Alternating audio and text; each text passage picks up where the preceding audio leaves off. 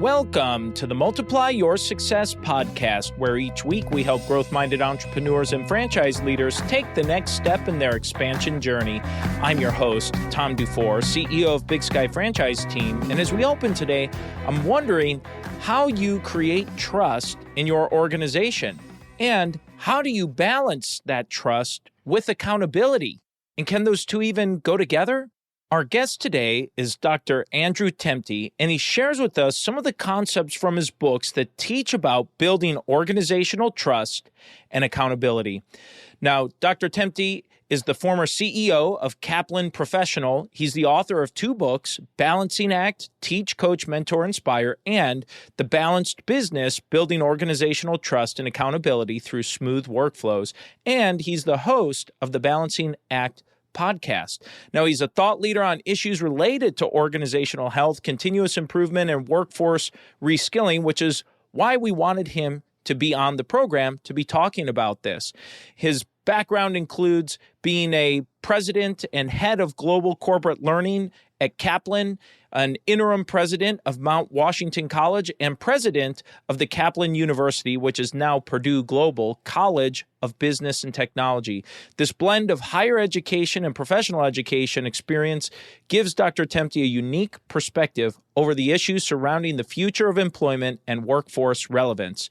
So let's go ahead and jump right into my interview with Dr. Andrew Temte. My name is Andrew Temte. My title is founder and chief executive of Skills Owl, LLC. Wonderful. Well, thank you so much for being here. And really where I'd like to jump into the conversation is about your books that you've released and these concepts, and the Balancing Act is really where I'd like to start. That sounds very, very interesting about building organizational trust and accountability within your organization. So I'd love for you to talk a little bit about these concepts and give an overview for your first book for our audience that maybe they haven't read it yet. My background, I'm a finance professor by training. The University of Iowa is where I graduated with my PhD. So my purpose in life is teach, coach, mentor, and hopefully inspire others.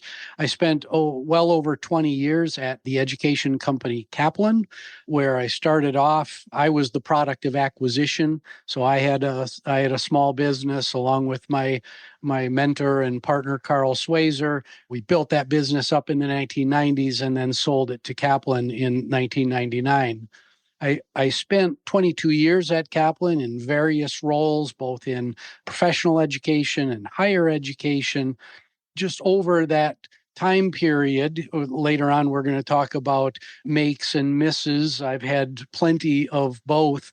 And my books are really the culmination of a 30-plus year career and wanting to package all of the learning that I've done and put it into something that's going to last much longer than I am on this planet. So the concept of balance is where I ended up in terms of what the primary message that I wanted to get out, because I learned the hard way during my career that absolutes are, those non-negotiables are more rare than they are common, and most everything else is a balancing act. Talk about this balancing act and how we're balancing multiple things. And that's one of the things that really was interesting to me as I was reading some of your material. It really resonated with me and understanding that kind of bouncing sometimes from one thing to the other. So would you mind giving a little more detail on that? So my first book is called Balancing Act, Teach, Coach, Mentor, Inspire. That book is all about a series of balancing acts that we play in both our personal and our professional lives, told through personal stories, professional stories. So the first book is kind of half autobiography, half business book. The arc of the first book ends with an exploration of the balancing act between organizational trust. We all want to get along. We all want to rely on our coworkers and trust the work that we're doing is making an impact, and accountability. And accountability is sorely lacking in many organizations today. If we had a weight here and we've kind of moved a bit too far on the trust side of the equation and let accountability slide in many organizations. And those two things really do play off of one another. And in my second book, that's where I take that arc of this balancing act between everybody gets along, everybody is great culture, but we need to get stuff done. We need to move the needle from a performance perspective, and we need to be able to hold one another accountable. And I answer the question behind how to affect that balancing act through the concept of continuous improvement, establishing smooth workflows, great communication. Everybody knows what everybody else is doing, transparency, aligned incentives. So, what I do in the second book is I really focus on that how, and I introduce a management operating system that individuals, leaders, teams can install in their businesses, especially after they've reached scale and the critical mass where maybe you've got 200 people and you started out with 20, and now not everybody knows who everybody else is. And that kind of family, quote unquote, family atmosphere has trickled away and things are starting to get really serious. And, so how do we move the business forward is really where the operating system in the second book comes into play. As you're describing that, I'm thinking of my own business when we were in a more of a startup type phase and we just had a few people. The trust was high and the accountability is, in thinking about that, relatively low, but probably because we were all just really close to each other. So we kind of held each other accountable just because we knew what was going on day to day. Right. And as the company has grown, there have been less formal measures that were established that made the quote accountability. The trust was still high, but the accountability slipped. We haven't been holding accountable. So I relate to what you're discussing there. And are there any examples or things you can share of an organization that you've seen? I'm thinking in my mind of a franchise company, right? We're in the franchising business. We help companies franchise. Well, for a successful leader that franchises their business, now they start franchising, and all of a sudden, maybe they go from a few locations and now they've got 50 locations. How do you see something like that with your book and management system impacting or applying to a situation like that? I like to think of trust as a ladder. So you build trust one step at a time. You're going up the ladder. Trust is building, building, building. And to break trust, all it takes is that one moment where Susie didn't give Billy what they needed in a timely fashion, or Susie didn't really understand the workflow that Billy had to do. And so Susie's over here getting super frustrated because Billy's not giving her what she needs in a timely fashion. And neither one of them really understand one another and what they're doing because the organization has grown, because you've now got these 50 locations. If you don't have the goals for the organization clearly articulated, if you're not communicating those goals over and over and over again, if you haven't defined the purpose of the organization, why do we all exist? What's our vision? Where are we all going? What's the organizational culture that we want to foster here? If that's not all readily apparent to everyone, as a franchise grows and as you get more locations, especially if you get geographically dispersed and you start managing in a much more virtual setting, you must have smooth workflows established so that you can appropriately balance trust with accountability. It's all about establishing clarity. It's all about having smooth workflows. It's all about everybody else understanding what everybody else is doing. Because if you break trust, boom, you're at the bottom of the ladder, and it's awfully, awfully difficult to reestablish. You mentioned this about having wide geographic reach as the organization grows, companies grow. And in today's world, in this post-COVID world we live in, if businesses can be either a hybrid or a home-based working environment, I just saw a study that said essentially workers prefer, right? If their job can be remote, they prefer that. No big surprise there, right? Yeah. I mean, that was Right. pretty obvious. The point is, with that going on, how do you help continue that form of accountability in those situations and even keep the trust up in balancing those two? How do you respond to something like that? There are many legacy management practices that are at play here, and I will call them or label them quote unquote boss behaviors, where there was a boss on the floor and they were looking over the shoulder of all of their people and they knew exactly what was going on. You kind of manage through pressure and being directive and controlling. We, in a much more diverse and especially geographically diverse environment where you have some people at home, some people in the office, it's really easy for trust to erode. That boss that's playing off of those legacy behaviors, if I don't see the work, it's not happening, that can really drag on organizational culture and employee engagement.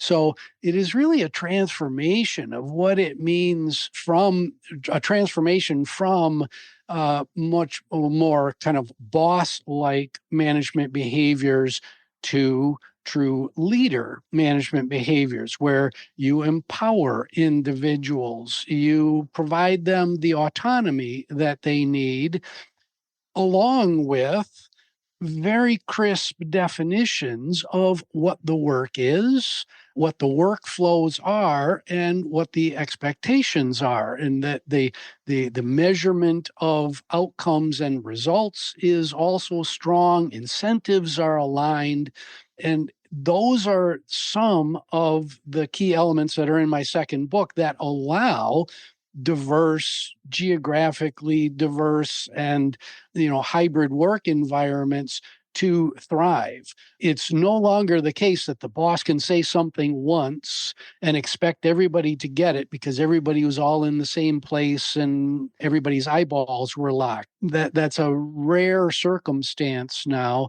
And even back in those days where everybody was together, one of the things that we've all discovered here is that change is hard. Everybody moves through change at a different pace and a different cadence. So even in that case where the boss was being directive and everybody was nodding their heads, inside everybody's heads are like, I don't want to do that.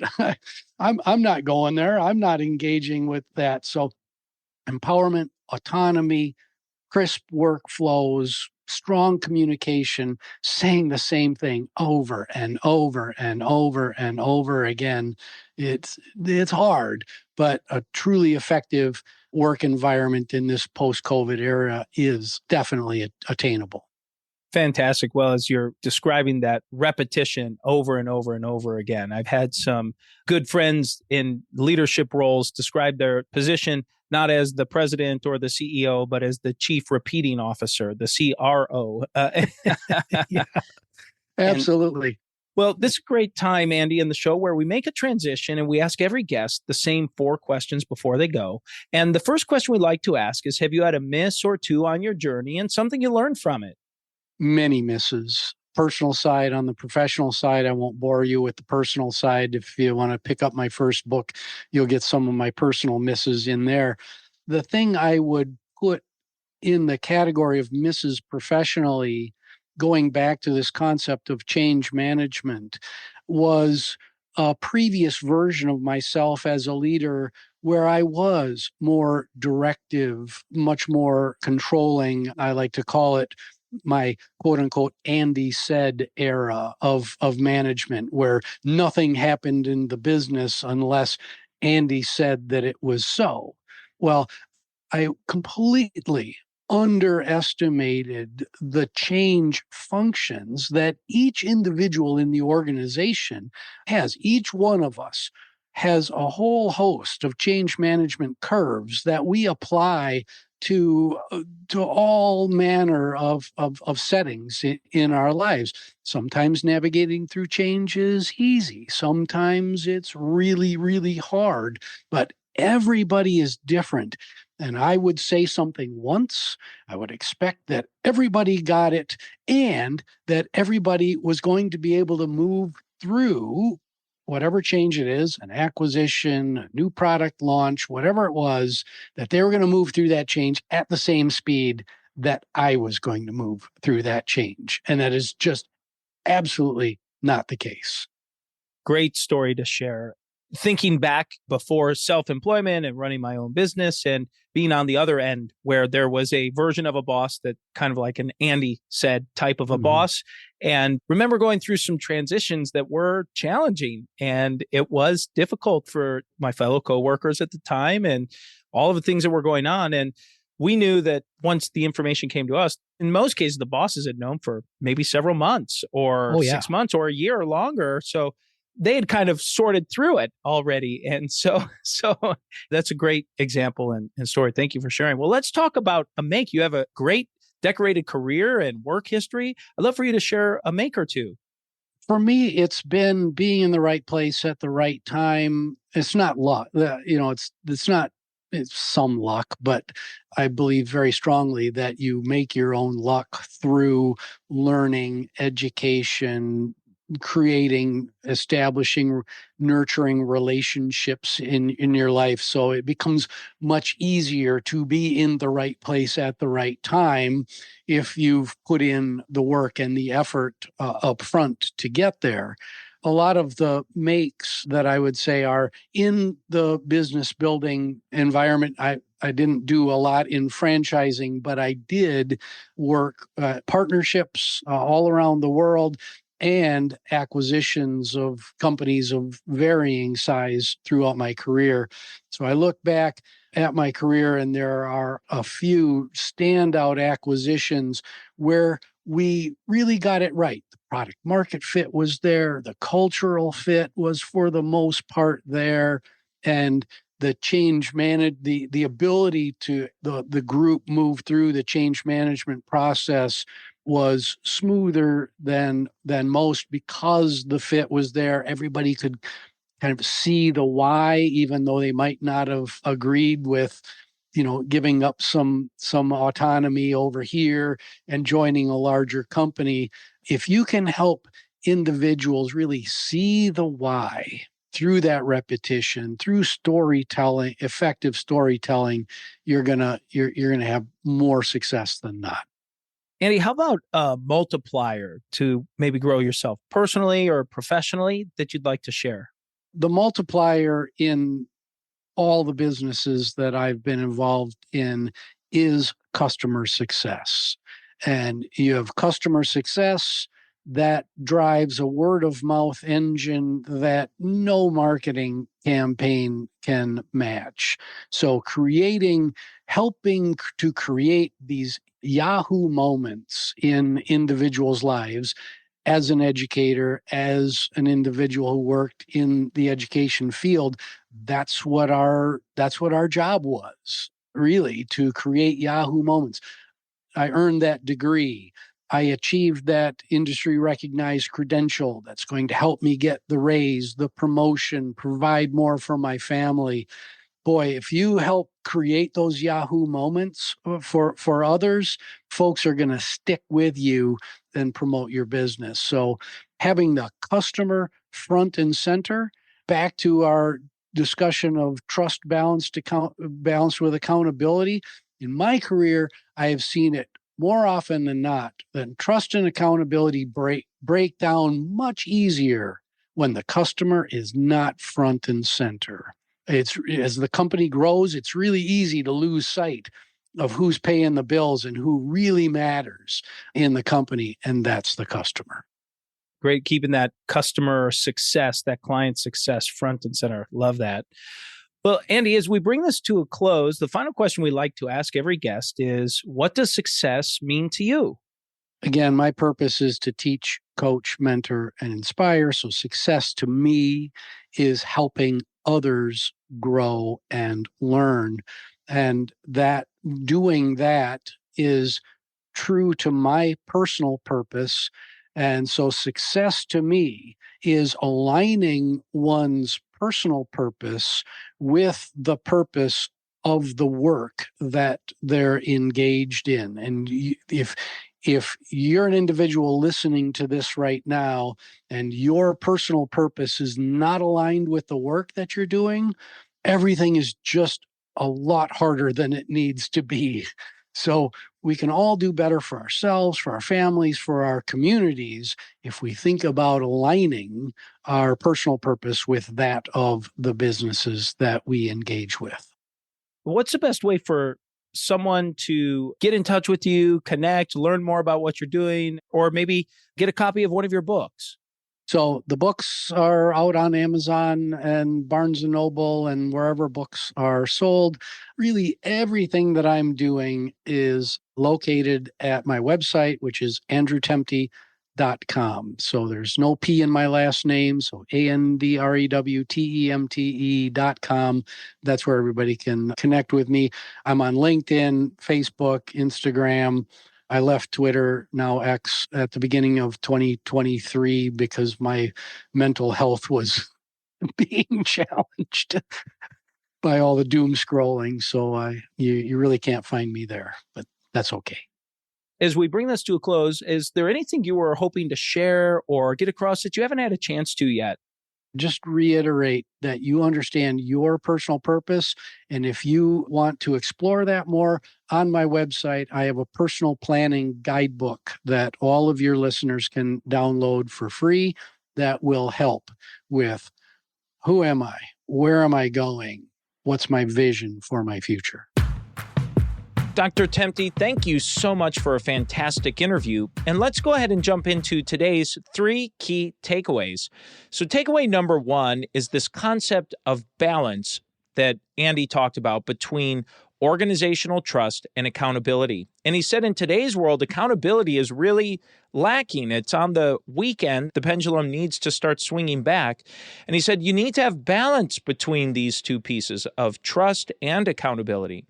Takeaway number 2 is he described trust as a ladder and that you build it one step at a time. So getting things like your goals clearly articulated and creating clear culture and workflows to be established, those are important parts of establishing building trust. And as Dr. Temte also mentioned, that trust can break pretty quickly and you can fall to that bottom rung of the ladder very fast. So you need to be mindful as you're going through it. And takeaway number 3 is when he defined success. And I thought it was a great definition. He said, success to him is when you align your personal purpose with the personal work that you're doing or others in your organization. So aligning your work and your purpose to have those two connect and go together. And now it's time for today's win-win. So today's win-win comes from when Dr. Temte talked about his multiplier, which is customer success. And he said when the customer has success and you keep that focused and centered, it drives tremendous word of mouth and a word of mouth funnel that no marketing campaign can achieve. I thought that was brilliant and very well said. So if you keep the customer at the center of your focus as an organization, how is this winning for the customer? How does this work for the customer or for your client? And keeping that customer at the center and making decisions orienting around that customer, it creates this unstoppable funnel of word of mouth business that drives and sustains your company for the long term. I thought that was a tremendous win because that's going to be a win for your customer. It's going to be a win for your staff, your team, for your company, not just short term, but long term. And so that's the episode today, folks. Please make sure you subscribe to the podcast and give us a review. And remember, if you or anyone you know might be ready to franchise their business or take their franchise company to the next level, please connect with us at BigSkyFranchiseTeam.com. Thanks for tuning in, and we look forward to having you back next week.